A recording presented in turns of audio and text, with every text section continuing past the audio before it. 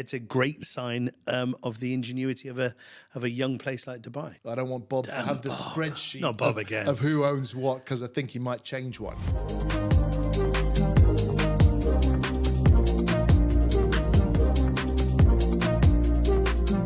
Hello and welcome to Two Fat Brokers. I'm Ben from Abu Dhabi. Barney from Dubai. And today we're going to be talking about crowdfunding purchases of property and tokenization. So, Barney, what do you know about crowdfunding property? Crowdfunding, I don't know a lot about, but tokenization, obviously, you know, everybody knows a little bit about tokenization. And for It was those big in the blockchain days. those that Remember don't, those days? is when you take an asset, it doesn't have to be a property. There's quite a lot of people doing it in the art space at the moment. And you break up the sum value of the house, for argument's sake, in this scenario, you break it up into shares. So you can break a 10 million dirham house up into 1,000 shares, and everybody buys 1, 2, 3, 4, 5 shares, however much they can afford, and then all of the money is pulled together and the property is purchased. That is tokenization, and it is subsequently then put on the blockchain, so you can then trade your tokens without actually having to sell the full asset, so that it doesn't get broken up. Now, from a legal perspective, that offers some issues. So who's the legal owner of something that's tokenized? And surely the major shareholder would be the legal owner. So if you buy 6 of those 600 of, or 599 of those 1,000 shares, you would technically become the major shareholder and then able to do with it what you want. Yeah, so it runs into issues. Unless you have really, really strong laws surrounding tokenization, it's basically a contract between people so that they can sell shares, because your shares are not really worth anything because they're not legally give you any standing. Like shares in a company give you powers and rights and things like that, whereas tokens don't yet, unless you have really good legislation. Because the guy who bought the most tokens, he's the 100% legal owner in the eyes of the law and can go and sell it and take all the money. Then you'd have to open a case against all the money. him. Yeah. Okay. Because the law doesn't recognize like tokens. So then you'd have to open a case against him saying, listen, I've got this contract, in the form of a token, where it says if he sells it, or I get a portion, or he's not allowed to sell it, or whatever it might be. So what countries have strict laws over tokenization at the moment? None. Okay, so how come people are doing it? They're playing fast and loose with the law. Okay, Yeah. so is there any historical evidence of people getting burnt by this? I mean, huge numbers. I think. Oh, really? Yeah. Oh, Yeah, wow. I mean, there were like there are so many coin scams, right? Like many, yeah. one coin and all this kind of stuff. So it hasn't taken place in real estate, as much. But yeah, I mean, you basically have a contract with someone who owns the property, just to say, listen, if you sell it, I can get a share. So it's basically just a contract law. Which is then civil, not Yeah, federal. not criminal. Not criminal. Yeah. Crowdfunding, however, so the platforms that do that, what they tend to do is they tend to have the property owned by a company, and you legitimately buy shares in that company. Yeah. So, what they do is they normally raise the money to begin with. So they say, like, we're going to buy this property, get all the money in. It's going to be 2 million dirhams or whatever. Sorry for the small numbers. 2 million dirhams. So they get all the 2 million dirhams.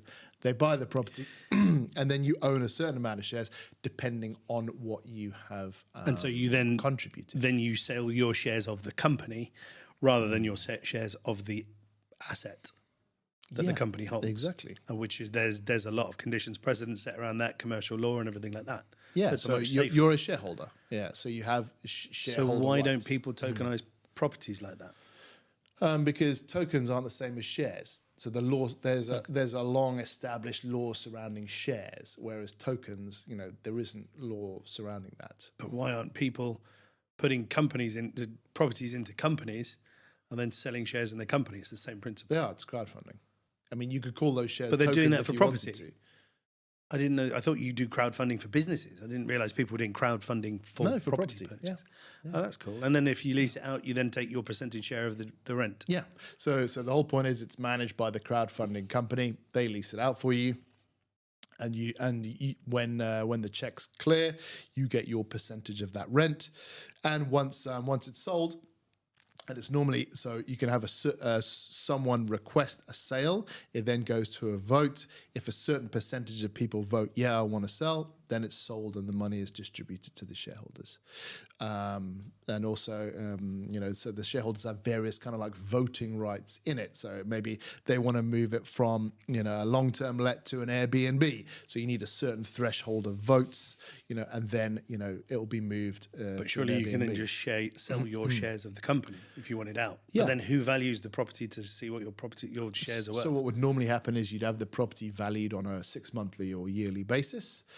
So you have an indicative value of what the shares are worth, but in the end, the shares are worth what someone will pay for them. So if you put them up for sale, no one will pay you, the value of the property for them, maybe you'll have to discount it, and then someone will buy them at that point. So you can have like a what they call it OTC, over the counter trading in these kind of shares. And how do they stop people from owning 51% of the company?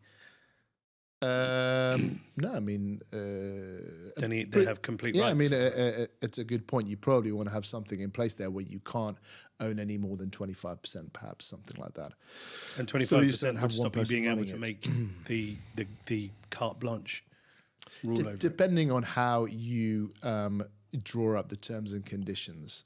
So obviously, if you're going to invest in this, you need to know the terms and conditions and what your powers are as a shareholder. We normally you'd have it in a shareholders charter, so you know what your powers are, and those are sort of protected by law. And then you can compel the property manager, who is this crowdfunding company, to do things with it by a shareholder So vote. crowdfunding is also not on the blockchain, whereas tokenization is on the blockchain. Yeah, correct. But I mean, the thing about the blockchain is really useful where you don't have a strong regulator. Where you don't have someone who you can really trust to make sure that they've counted up all the shares and things like that. So it's really useful in informal situations where you don't trust someone. So like Bob, I don't want Bob to have the spreadsheet of who owns what, because I think he might change one. But if you have the government holding the spreadsheet, or the DIFC or Abu Dhabi Global Markets, you can trust those guys. They're pretty like above board, so you don't need this the distributed ledger, which is basically the value of a blockchain. In formal situations, it's not that valuable. See it taking off? No. Yeah, so I met a crowdfunding company. Did you? Is that why we're talking about this? Maybe. How dare you? And they had 156 properties.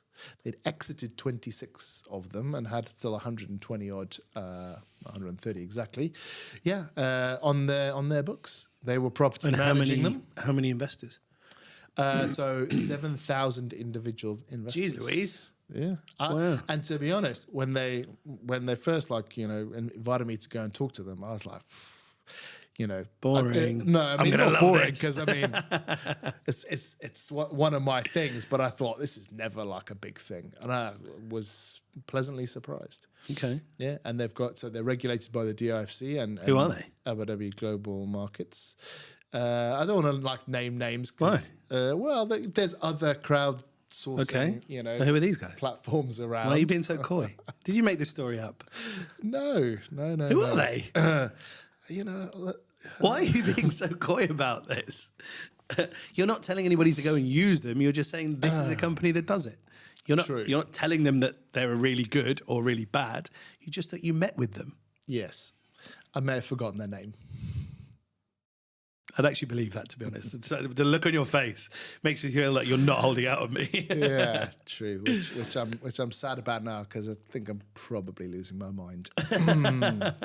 But anyway, we'll worry about that tomorrow. I thought it was really interesting, and so the good thing about it, either tokenization or this crowdsourcing platform, is you can gain exposure to property with less money, or a bad credit history, or inability to get a mortgage for other reasons, being a real estate agent and no one will give you a mortgage, for example. So you can get exposure to the property market in a smaller way. And you have to pay in cash, I'm assuming. Yeah, it's cash. Although if you're tokenizing it, they'll probably take crypto. I mean, maybe. But yeah, I don't know much about the tokenization aspect of it, to be honest. Okay. This is I think the crowdsourcing of property is a more sensible, more stable approach to this. Owning fractional shares in property. Now the issue is when you sell your shares, do you have to pay the transfer fee on it? In Abu Dhabi, I think that for a long time that there was a struggle, because even if you sold part of the property, you had to pay 2% on the whole amount. I don't know if that's changed yet, but obviously you have to pay transfer fee when you sell part of it. 4% of whatever your percent ownership is of the value of what you're selling, I guess. So if you're selling shares worth 120,000, you pay 4% of that. Huh. So as a transfer fee. Yeah, it makes sense. Yeah, and I think it's a good thing for the government. That's probably really good for the land department in terms of revenue. Because you'll have loads more people just selling off shares. Yeah, because it's easy to do. Obviously buying a property, there's a whole rigmarole to go through, and takes a month or so, and MOUs and things like that. But if you're regularly trading shares in property, it's really useful. And they've got a really cool platform where you can see, what the rent is, what the net rent is, less the service charges, less the management fee, and the upkeep of the actual SPV that they're using. So it's quite, clear and transparent what it is that you're buying. And so you get. So where do these guys make their money? So they charge you a fee to go in. And for these particular guys, I think it's 1.5% of your investment they'll take. They take management fee of 1.5% and 2.5% on exit. Mate, we should start a business. I've had a great idea. That's good Copied money. Someone else's that's great. That's good money. I mean, with 175 properties under management, that management. Yeah. And most of their properties are $1 million plus. So it's probably a couple of $100 million in there. Blimey. Yeah. Good business. Good business. Yeah, and I think the guys who've done it now have been the trailblazers, getting all of this regulation sorted with DIFC and ADGM to make their work easier. But yeah, if you could attract the investors, then I think it's very interesting. I mean, and so they're thinking about moving into Abu Dhabi now. We've spoken about this a ton on this podcast. In Abu Dhabi, people are still. They don't like to invest in secondary markets. They're just want to invest in off plan. But I think in Dubai, there's a healthy market investing in secondary market. And what you can see there, because of the capital appreciation that you guys had, which is ridiculous, some of their exits, people have made 100%, of their money back over 2 or 3 years on the capital appreciation. Obviously, being a sensible investor, you should only invest on net return. But yeah, if you're getting very good capital appreciation, then I mean, those guys would I would argue were lucky more than anything. Nobody really saw. I mean, if you'd asked me about the real estate market a year and a half ago, I would have said, we're probably at the top. You were wrong. I was wrong. I've been wrong about 3 times now that I can count.